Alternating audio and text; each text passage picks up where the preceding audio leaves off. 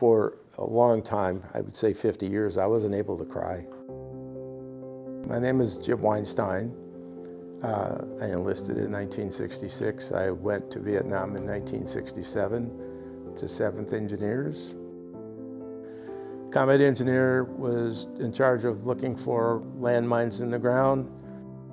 A friend named Michael called 0 Dark 30, I don't know, 2 or 3 o'clock in the morning, that there were sappers in the compound. They'd come through I didn't know until later that they'd come through the gate at the motor pool. And so we fell out on the line, and we were there all night, and he said, "We've got a KIA, which means a killed in action." And I said, "Yeah, sure, I'll go help you." And we took a stretcher, and we got to the bunker, and it was Michael.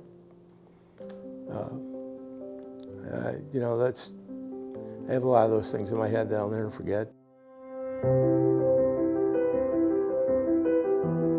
Honor Flight is a way to honor the sacrifices and the service of military veterans, both men and women.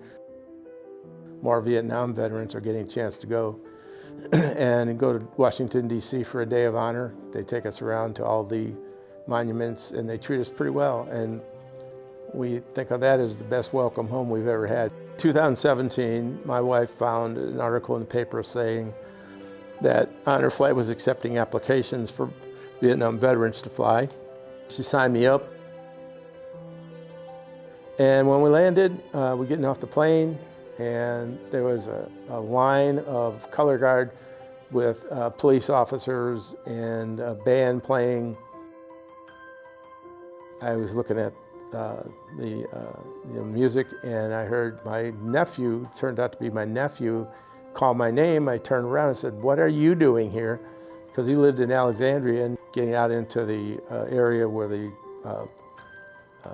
baggage claim were, there was over 1,000 people there screaming their heads off. The day was very emotional. We went to the World War II Memorial, took a big picture of 118 of us, and we went to the Korean War Memorial, the Vietnam Memorial. I have, last count, 23 close personal friends on the wall, and it was pretty intense. And I spent some time. That's all I'll say.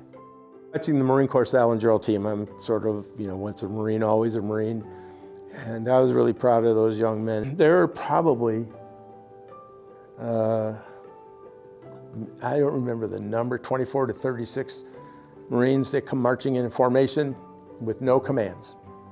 And they've practiced hours and hours and hours to have this amount of precision. And they do all kinds of formations. That going to the Uberhazy Airplane Museum at Dulles, we got to see the Enola Gay, which is the plane that dropped the first atomic bomb in Japan. We got to see a space shuttle that actually flew, and a bunch of other, American and Russian airplanes in the DC area, and they took us back to Dulles, which is the airport we landed in. We had some food passed out, and when we got on the plane, we all kind of fell asleep, because I think I walked over 5 miles that day. And we fell asleep, and about a half hour into the flight, I don't know how much we were in the flight, John Patak, who is the president of the board, yelled, "Mail call." And if there's anybody who serves overseas at any time period, even now, one of the most important things is getting mail from home. When I finally flew in October of 21, it was probably one of the most special days of my life, aside from having kids and getting married. It was really an experience that most of us who flew consider it the best welcome home we ever had. It didn't get rid of the beasts, the demons I have in my head, but it sure helped a lot.